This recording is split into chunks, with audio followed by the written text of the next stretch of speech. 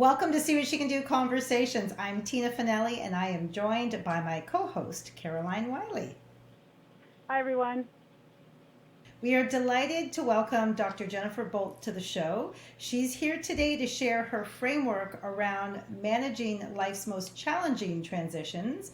She's developed this awesome, very practical framework that she's implemented for athletes and dancers, and it has some really great examples of things we can do in our lives today because we are dealing with transitions every minute of every day these days. So welcome to the show, Dr. Jennifer Bolt. Thank you. I'm so excited to be here to talk to you both today. Amazing. So let's get started. Yeah, we're going to talk about embracing these transitions in life's most challenging times because we live in a whole new world. Every day seems to be a new world. Over to you, Caroline. Great. Well, welcome, Jennifer. Thank you so much for being with us. For me, my first question is really around what in your life of dance and your own particular experiences of the leadership and the coaching that shaped you growing up as a dancer. What of that brought you to where you are today? Help us understand how you got to where you are today and what you're doing, and how that shaped, your motivations. Well, I started dancing very young, and if you speak to many dancers, they'll often talk about how young many of them often have started, and that was in the I was training in the 80s and 90s and had experienced some very autocratic teaching methods where we were very seen and not to be heard.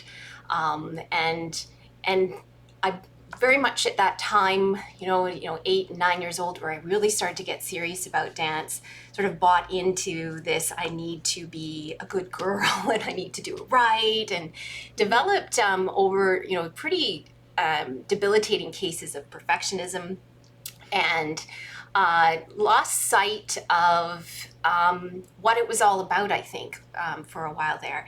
And also intuitively knew that there must be a better way to train dancers. And there was something inside of me that, because I was very curious about not just the dancing, the physical aspect, but being able to actually, the mechanics of teaching fascinated me. And my teacher would often say, I don't want to hear it, just do.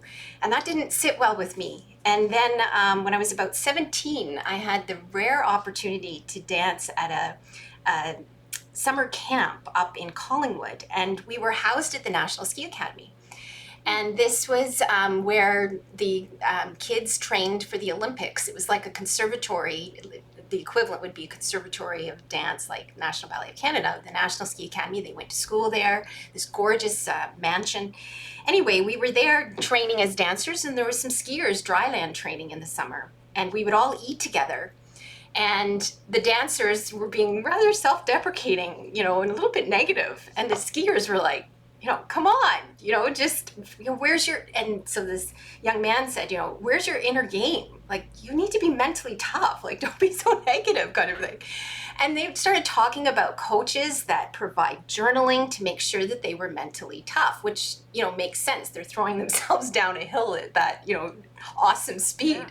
Yeah. And so, I was just fascinated by this, that someone that was coaching these skiers was very concerned about their mental well-being and how they were transitioning from student life as a student of skiing, if you will, to a professional downhill skier for the Olympics. And I thought, nobody's concerned about my mental well-being.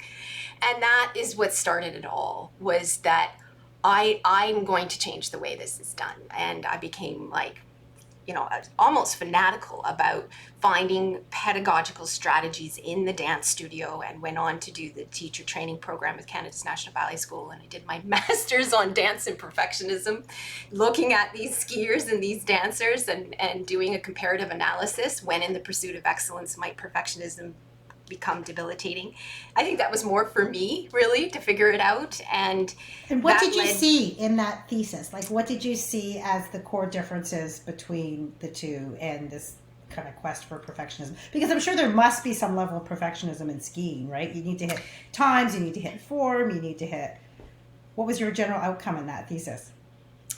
Well, I had suspected that because the skiers had a definitive time that they had to meet, then that would be their sense of excellence, and that would, whereas in dance it was sort of esoteric, and so that striving for excellence, it would never end up having a ceiling on it. And in fact, yes, you're right. The skiers would have, debilitating bouts of perfectionism too, where and actually it was the study wasn't done on skiing; it was done on triathletes, but actually both sustained debilitating bouts of perfection, because once you get one gold medal, you want another gold medal, right? And so, it's calibrating where is there anything that could be construed as perfection? I mean, you realize that does put a ceiling on it, and that excellence could be something that you strive for. And so there's nuances as to the ways that people were adapting with that.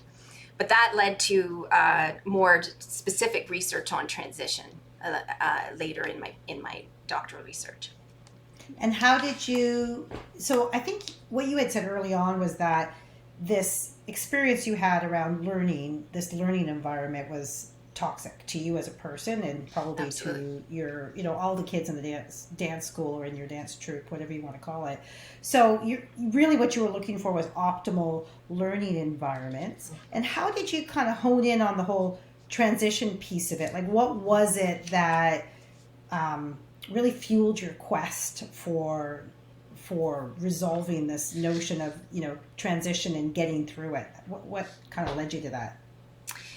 That started when I started teaching at it's now called the School of Media Arts, Performance and Design, the Faculty of Education at York University. I was given a first-year ballet class to teach. I had just finished my master's, and I was transitioning from master's student to faculty member, and I had a group of first-year students transitioning from high school to university. And I was like so excited, and then day 2 the planes hit the World Trade Center, and so ironically we have another global impact, something going on major in the world, where we all paused and went, why are we dancing? What is it that we're doing? And it was this collective questioning about what is the purpose of this art form. And I remember going to my boss and saying, I became so worried about the students' well-being. And we had a young man in the class who was from New York City. And she said, well, my boss at the time said, no, of all days, we do need to dance. But that became sort of an intense focus that year, thinking about dancer health and well-being, and how they're transitioning from high school to university became so raw and present. The challenges of that were enhanced because of this global backdrop. And so that it's so ironic, because that was literally 20 years ago. And here we are again, where, it's raw. It's very raw. And I think it's amazing how, these extraordinary experiences shape sort of the paths we take. How, in terms of where you are today, what's, where is it that you want to where do you see what you're doing? How can it help all of us face what we're dealing with today? Where can we go with that?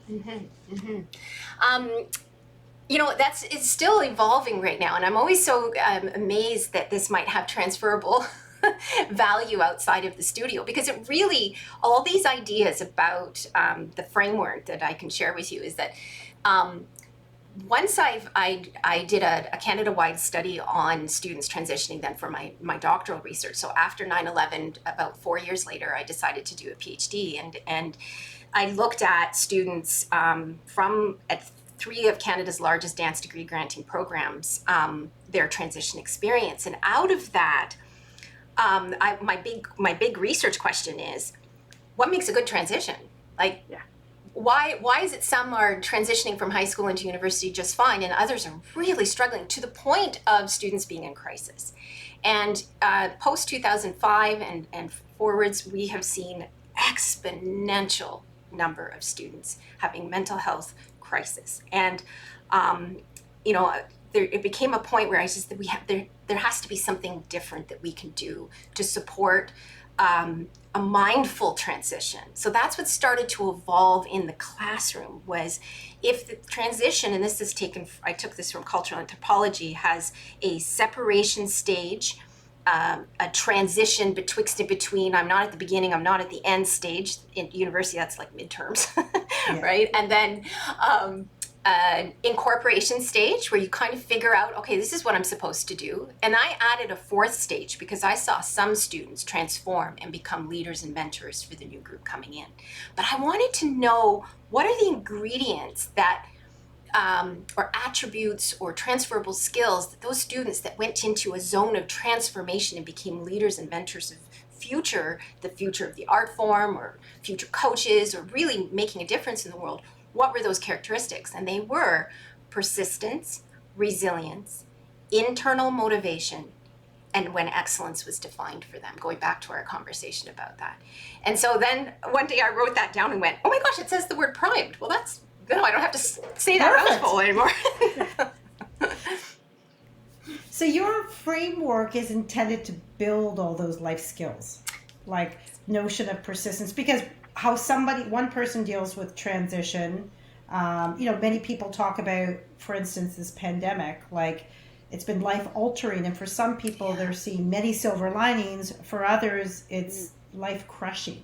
And, how people get through this kind of transition stronger versus broken is huge, right? So I'd love to hear a little bit more around, each of these different skill sets, and, how do we build persistence? How do we build resilience? Maybe you have some real examples you can use with some of the students you've worked with. And, how do we define excellence in a way where it's not debilitating, but it's actually achievable, and it can help you transform into something stronger. I mean, Caroline and I were talking before the podcast, and like, she's the queen of transitions. She's moved to so many different places, right? And I've seen many people who do move and it doesn't work well. They go back to where they're at. But for those who can manage all those new places and learn and grow with each one, you just become this totally different person who can take things that are thrown your way, or you fall down, you get back up, and you go a different way, right? So interesting to hear. I'd love some examples around how you can build some of those skills. Yeah, and that just to bounce off what you were saying, I'm reminded of the wonderful Dr. Susan Greenfield, who looks at empathy and neuroscience from a neuroscience perspective, and she says it is our human right to adapt, and so it is interesting to me then, when we don't adapt, what is it? What are those perhaps missing ingredients, or what can we offer young people in a way that they can remind them how, the birth process, let alone, this is like amazing. And yet we just sort of knock it out of kids, right? In terms of the belief in themselves and judgment and all those kinds of things. So one of the most fascinating things that has evolved, and we've been playing around with this in the dance studio at York University now for since 2016, and that is organizing along the transition continuum concrete strategies at each stage, and those strategies being addressing the whole person. So at the separation stage, when someone is, and that's any new situation, really. We can have major life transitions where you get married, or you go to university, or you move into a new job. But fundamentally, you are separating from something that was before. And if we are to take that in a global pandemic, we are separating from what was before. And that is a lot of stress on the human brain. And that trying to manage the changes is really also about what to let go of and what to hang on to. Yeah. And so in that separation stage is not acknowledging with my students that, you are separating from something, people. Geographically, many of them have separated from. We have been separated from each other as a community. Is that grieving? Right? Like, are you finding that students are you helping them almost through a grief stage? Absolutely, to be like, yes. Let it go and move on? Yeah, but interestingly, and we talk, there's absolutely incredible research about the stages of grief, and I'm always very careful then to not venture into zone of being counselor or Right. or my job is to teach them to dance, and if I see like extreme grief, then I send them to, you know, appropriate supports and that kind of thing. But what ends up starting to happen is sort of this waking up of what is and naming it. So in the separation stage, you know, we talk about learning as gain, but there's also learning like the loss, right? Where, so for example, this one professor had said, you know, their family was really into biking, and the little one was in the little bucket seat on the back. And then when the little ones started to grow up and get ready to have their own bike, this professor was sharing how they said to their child, "And now you get a big boy bike, aren't you excited?" And the little one's like, "No, I don't want a big boy bike." And the parents were like, "Well, why wouldn't you want a big boy bike? I mean, you love to bike." "Well, then I don't get to hang on to you anymore, Mom." Oh. Right. Yeah. You're gonna make me cry. Right? And so, you know, we just are so, we want our kids to succeed and we want them to be resilient. We want them to, but we gotta just like slow down and go, what's really going on? And it's that active listening of, because if you don't let go of, I want to hang on to Mom, how are you going to get on that bike? And this is it for macro level transitions or daily, what I call transitional challenge cycles of learning something new, is acknowledging the loss of what you're having to let go of. And so you can start to see how that in the separation stage, how important it is identifying what you're missing. You know, if you're new to university, you're missing your mom and dad, perhaps, or maybe you're like, oh, thank God, they're not there anymore. or maybe you're missing your previous teachers or the way things have been done in the past, right? Or what you could be missing what you expected to happen, right? So this year you expected to have full-on residence, full-on social, full-on university experience, and you don't. You're online, you're not in a classroom. And this is the perfect segue into the concrete strategies. So at the separation stage, I've designed social, psychosocial, which is identity formation, right? Who am I? And social, emotional, and cognitive, brain development, and physical strategies in the separation stage. But what's in the foreground when in that separation stage is community, what I call the 3 C's: community, connection, and code of respect. And those 3 C's I find are the most important to establish community and connection. And so when I would have my students in the class, the virtual classroom, we would often start not with class, but go into a breakout room and talk about sweet versus salty, clouds versus, beach, ice cream versus cake, and just get to know each other. Because the warming up of dancers in a studio is when you socialize. Gone. We're on mute, virtual classrooms. Kids in virtual classrooms right now need to talk to each other. When my son was first starting school and remote learning, the teacher would just sit there silently and no one would talk, right? And so just dropping the pebble of, why not take them off mute and let them just talk, and it'll be just chaos for 5 minutes to connect. It's huge. That whole connection, that's a big part of sport, that social, which is why a lot of us are grieving the fact that things have been shut down, because the best part of us playing hockey was the change room. Often, I love the game, but often it's the change room piece, and that's just sitting beside somebody while you're taking off sweaty gear and talking to them about whatever, right? So amazing. It is those nuances. Yeah. Amazing. I'm going to stop us here at this incredible moment around community, because we're all about community, and I so love it. We're going to take a quick commercial break, and then we will be back very shortly to dig deeper on these kind of practical, concrete strategies to help us all through transitions. This episode is brought to you by Francinelli Glusman Integrative Medicine. Are you feeling tired? I know I am. Sometimes overwhelmed, and maybe even having trouble sleeping. Do you feel like you need a break? Well, Francinelli Glusman Integrative Medicine has a team of all kinds of experts: naturopathic doctors, massage therapists, psychotherapists, and exercise therapists, and they're going to help you achieve your best mental, emotional, and physical health. This great team uncovers the underlying cause of your health concerns, and then they provide you with recommendations that activate your very own body's innate healing powers for optimum health and wellness.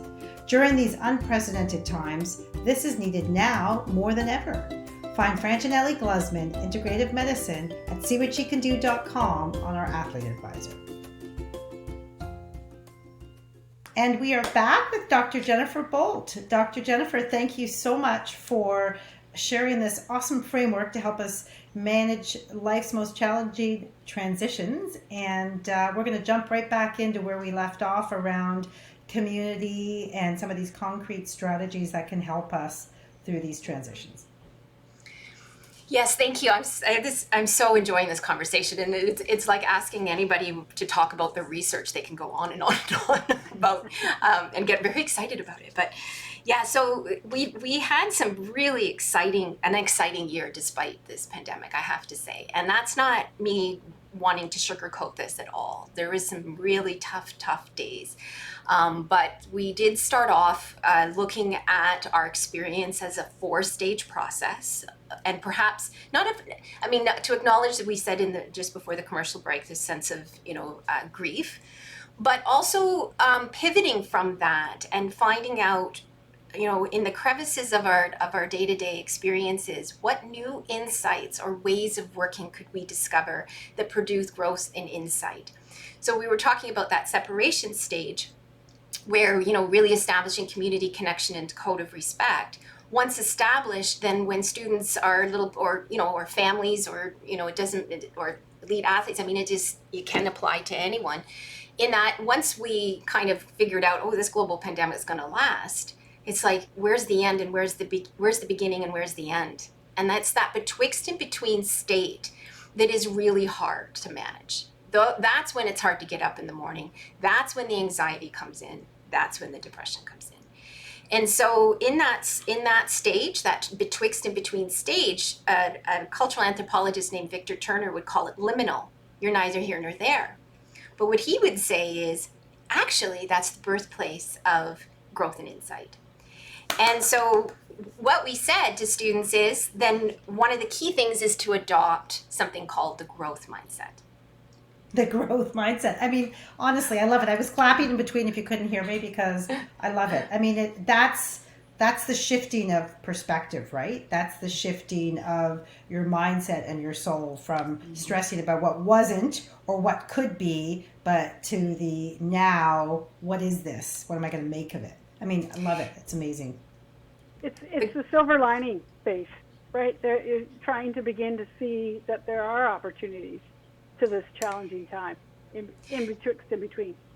Absolutely. But at the same time, also, I'm acknowledging the pain and loss. And that is the balancing act that I've noticed. We even just here in my own home, there are days where we're just feeling the weight of the length of time and isolation. And when that anxiety builds, and even with my students and with our child, if we start moving too far ahead about what's going to happen and how long is this going to last, what we'll often do is, to become aware of the present moment. And this is sort of the center part of the framework that addresses that social emotional place, to say, to cultivate mindfulness. And there's so much research out about how good this is for the brain.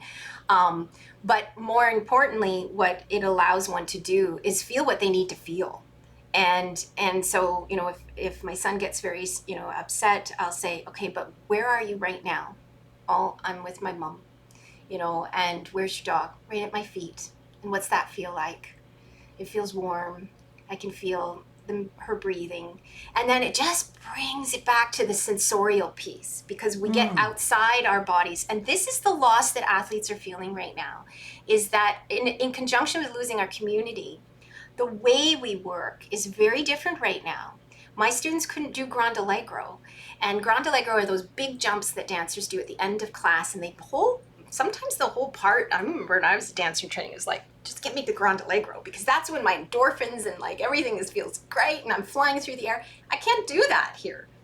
And so there's this sense of terrible loss of, okay, and then how am I gonna become a professional dancer, and how am I gonna, win that race, or is my kid gonna get into university because they're not paying attention in class? Like, so you get so far ahead. But what's starting to happen, or can happen, is a recalibration of expectation to not necessarily lower trajectories, but timing. And then also, how might something you never thought of become a stepping stone for an insight or a way of working that actually will propel you and make a trajectory even larger and more profound than you ever thought possible? So for your students who are doing those, looking forward to those big jumps at the end of your class, which they're not doing, what kinds of recalibrations have you seen that can kind of, I guess, substitute for what they used to have to what is today? Any good examples of new world jumps, I guess? Yeah. It's interesting because then there's dimensions of self. So if we go to the physical self, the not being able to physically jump, there are other things that we can do that might not have us jumping in the air, because many of them can't, dance on the concrete that they have in their home. We will do other things, weight-bearing things that will build the muscle strength. So first of all, we get creative. And this is the growth mindset in action, is that skills are not born, but they can be developed by effort, right? And so I introduced this notion of the growth mindset versus fixed mindset. And then we get really creative. And this is in the age of disruption. They are saying that one of the key characteristics we need for young people part of that adapting is creative problem solving. Also acknowledging that I don't get to do that, and that makes me feel really fantastic when I jump through the air. Okay, well, where else can you get that same euphoric feeling, right? And so some of them might go outside and I don't know, even something as simple as moving through the space, running in and outside is their cross training, but they're getting that euphoric feeling, they're getting the cardio up. So we came up with strategies together, we co-create. They are part of that. So there was a lot of that going on in terms of adapting and knowing that there's hope, always to have hope that we'll get back in the studio. Jen, can you talk about, I know you've done a pilot study with your dance students over the last 4 years. Kind of help us understand some of the experiences you've had between the years and sort of the progression of the program, and how from 1 year to the 4th year and everything in between has transitioned, if you will. Yeah. So this all first started off, like I said, in 2017. I had finished my doctorate, and I was actually very tired. I was just like, just give me a ballet class. I just want to teach my ballet class. And we started experimenting with these strategies, like I said, and it's really started to have an impact. We were really surprised by organizing all dimensions of self along the continuum that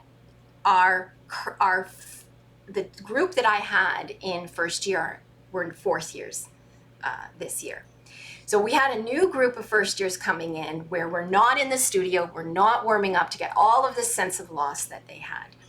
And so what we did was we had the first years in talking to the 4th years about primed strategies, so that the 4th years who have experienced it could say, yeah, so in your incorporation stage, goal setting is key. You got to learn, Jen's teaching you that SMART model, and do it because it works. So these great 4th years reinforcing to stay in the game, and also, so they ended up being mentors to the first years, but the first years also create a wellness plan. And a wellness plan that has all dimensions of self addressed. Social, what are you going to do at the separation stage in 2nd year to address your social self? What are you going to do physically? for your nutrition and, your cross training and your rest and relaxation and, all of that kind of thing. So the fourth years supported the first years the second years supported the first years in the winter term, talking about the wellness plan, because those second years had done a wellness plan too. So just translating that into just even a day-to-day life is, at home here we have, kind of a wellness board, so to speak, a family wellness board, where at each stage we kind of look at, okay, what have we done for our social self? What have we, if we're feeling depleted on that zone, let's call somebody. Let's call grandma, It's the accountability. It's really helping each other be accountable for that plan. And normalizing it. And normalizing the struggle, because I think that we are a numbers world, and we are really a fixed mindset world. How our business doing? What's the economy? We even are listening to the COVID numbers, and so that shift from, okay, we need numbers. We need the numbers. It's not to negate that we need the numbers, but when it becomes the trajectory or the reason for that is excellence, and you can't reach those numbers, then where are those other things in your life that can help to make you feel whole? And so it's checking in with each other as a family and saying, I'm feeling lonely right now, and us kind of getting creative and going, what can we do about that, and acknowledging it, and not just. But you're right. It's the mindfulness piece.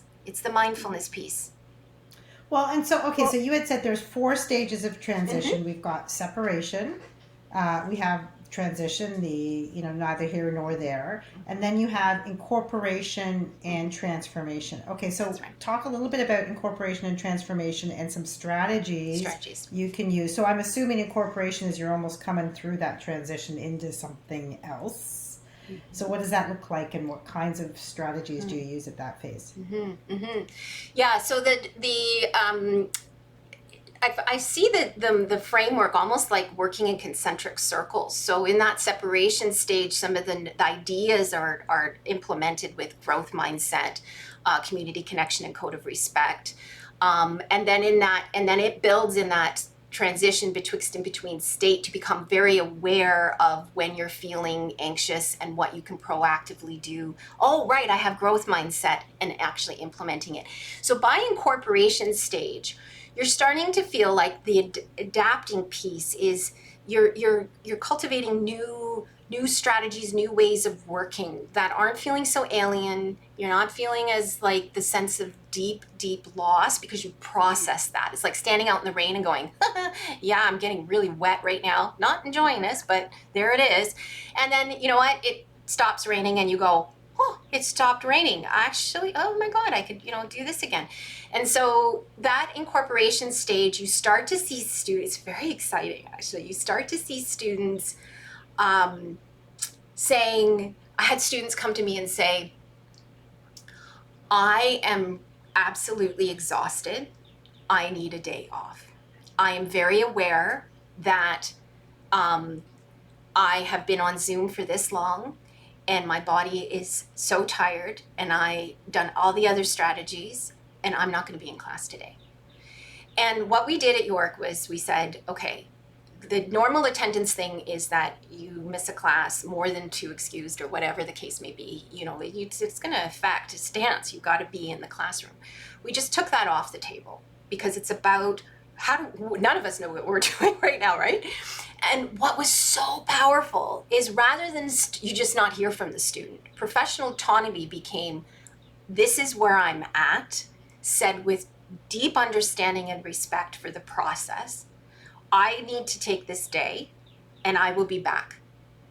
And I just said, all right. And honest to goodness, I hardly had the attendance was amazing. So even having that awareness, like even for ourselves as adults to go, recognizing that exists, to know to step back and take a break and then be ready to come back in. Like, you need to be teaching this to the world. It's amazing. it's we have denied our intuitive selves for so long, and there's this drivenness, and I'm a recovering perfectionist, and I am so driven, and I had to sort of reteach myself that I can still strive and be all the things that I want to be and stay whole in the end, and not have health issues or extreme anxiety because I've looked too far ahead too quickly. And so what we started to see students do as they move into that transformation stage is them to become, they use the language of well-being. I couldn't believe it. I was like, and I would come on Zoom with them and I would say, I'm going to do happy dance today because you're talking about your own health. And so then the discipline, in my case of classical ballet, became a conduit through which to discover. It became a journey of self-authorship. It became a journey of self-discovery. And so the students are saying things like, I discovered so much about myself. Like, I really need sleep. Like, I really need sleep. I discovered that about myself, right? And so I'm going to make sure I get sleep, and I'm going to turn Netflix off because I got to get up in the morning. And rather than, I know, I mean, it's like, So, but other days, like, I need to totally just veg out, and I need to do that. And so that's the adapting piece, is giving ourselves and our students and our children permission to say, I need to be still. I need someone to listen to me. I need to get creative because I'm not feeling curious about the world right now.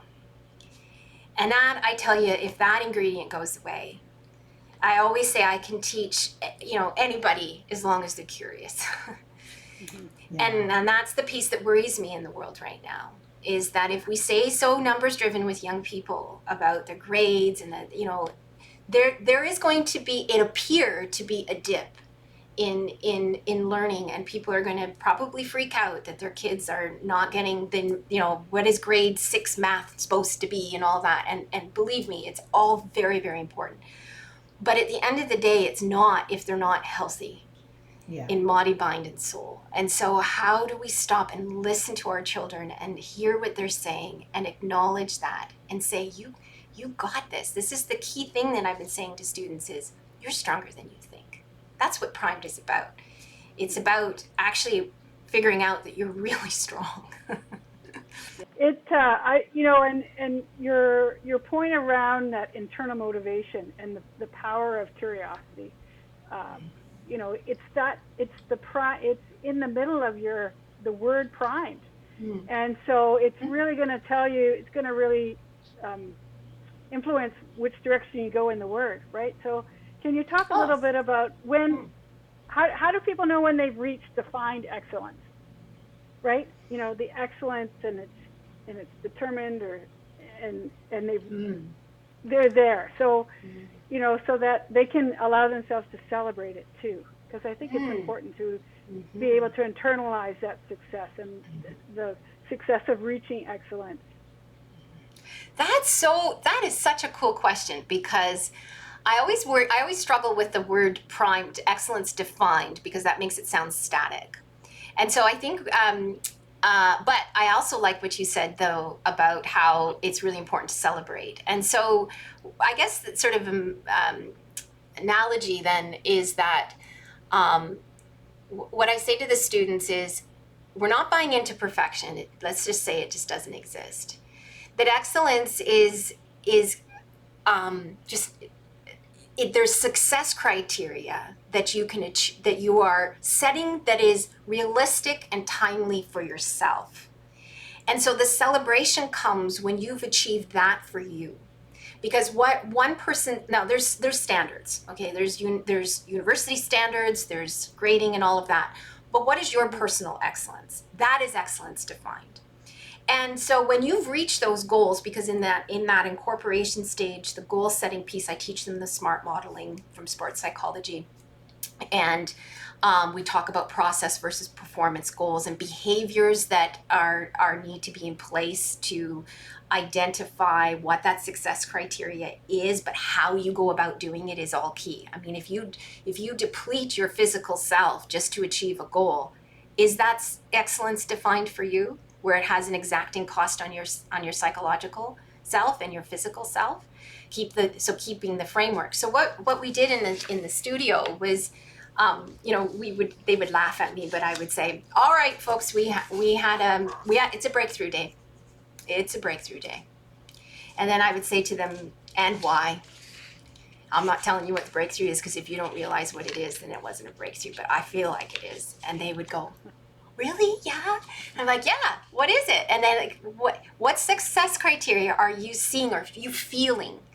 And that was the other piece of it, is it then takes a shift from the quantitative data into, like I would say to them, to the students, I'm not interested in how this genre of classical ballet is imposed upon you, but rather what you bring to the genre.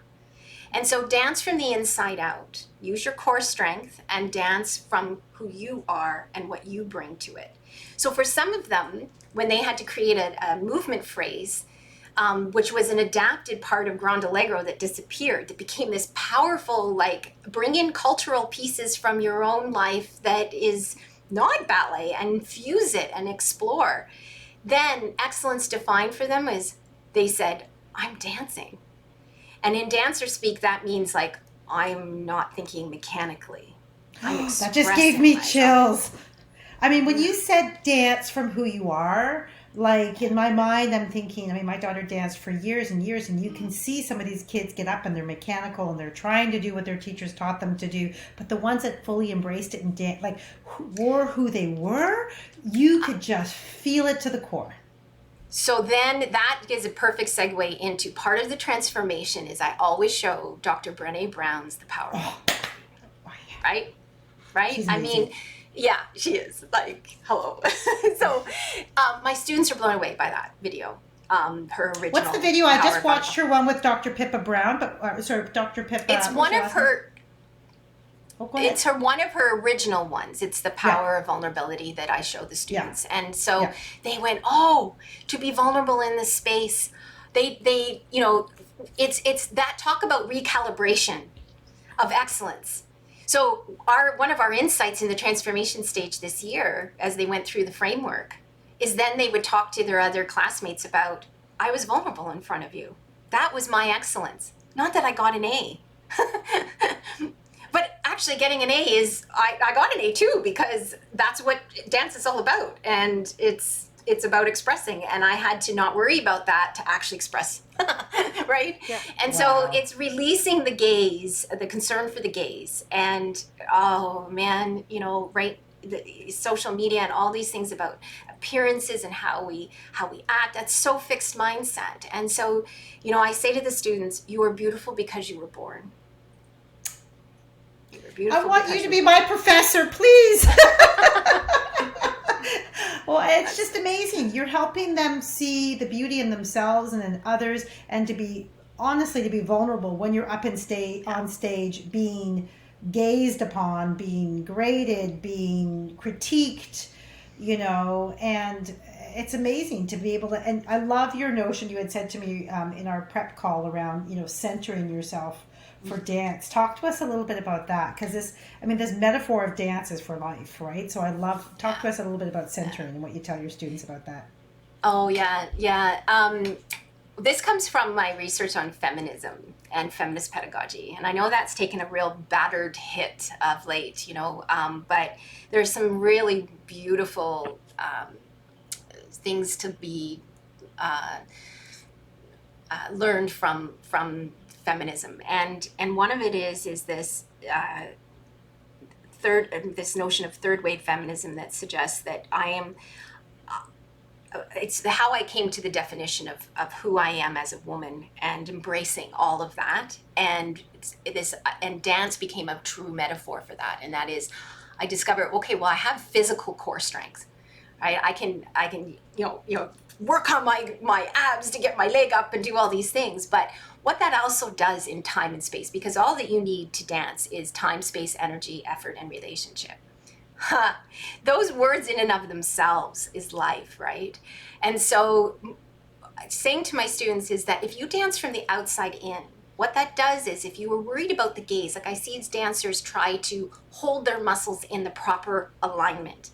What that does is then I'm trying to fit into something somebody's told me to do. And I say, when I'm saying dancing from the inside out is find the center of you, bring your spinal column to the center of you, and move from there, who you are, and move through time and space. Always being aware of the energy that you transmit out, because that affects other people. So if we're going to co-create this, because it takes it full circle then, right? Community, connection, code, respect. By the transformation stage, they recognize that if I am going to be admired for the beauty of my lines and the way that I move through time and space, that also has to incorporate the way that I treat others, that I have empathy, that I am aware that what I've experienced isn't going to be what someone else experiences.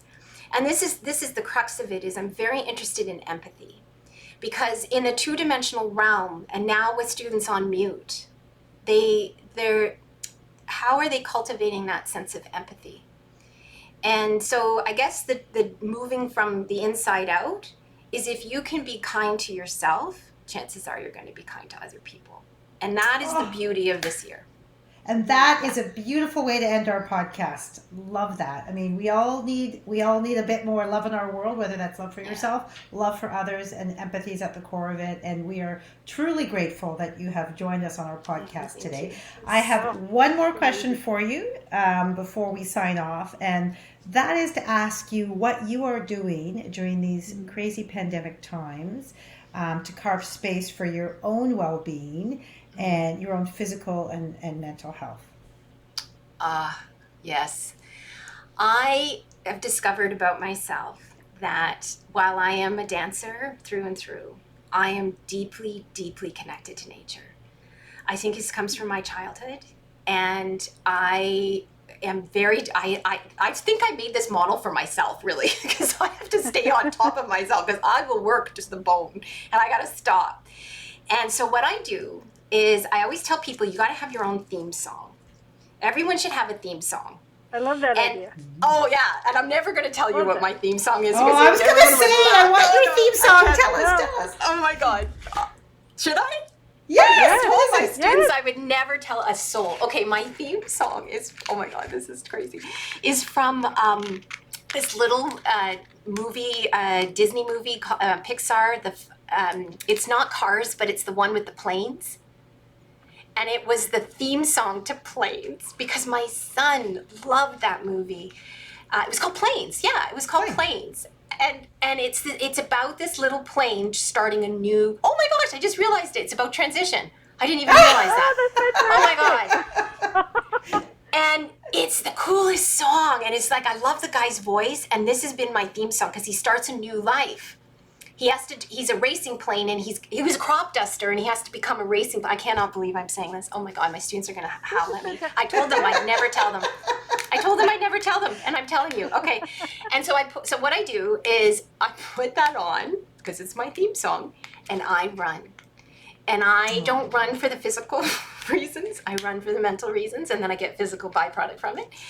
And I garden and I decorate, and those are the things that keep me whole and creative, and then of course time with my family. But that trailer that has come out with David Attenborough about the year the Earth changed. Oh yeah. Will take, and whales can talk to their babies. Whale mummies can talk to their babies because there's not so much noise, and so now as a result, mums can feed together. And their babies are stronger because their mums are stronger. And so I thought to myself, oh my gosh, then I go run, and I say to my son, I'm going for my run, and I'm listening to my theme song, and I will be back. That is me going to feed, just like the males, the moms feed on the krill or whatever, and so I can come back and be stronger for him. What a perfect end to our podcast. Thank you so much for sharing. And I'm going to go find my own theme song, and that'll be what I use when I do my forest hikes, because I love it. We love everything you've shared with us today, Dr. Jen. I mean, honestly, it's we all need some sorts of frameworks or strategies to help us through these transitions. We're excited to bring a blog post to our Yeah. listeners so that they can go dig in and, get some more insights from you. And we'll be able to post a link to that in our episode notes when we post this podcast. So thank you so much for joining us and for sharing your primed framework and all your lovely stories of hope and curiosity and resilience and persistence. We love it. Thank you. Thank you. Thank you so much. Thank you, Jen. You have a great day, and Thank you. we'll be talking to you soon, Jen. Thanks.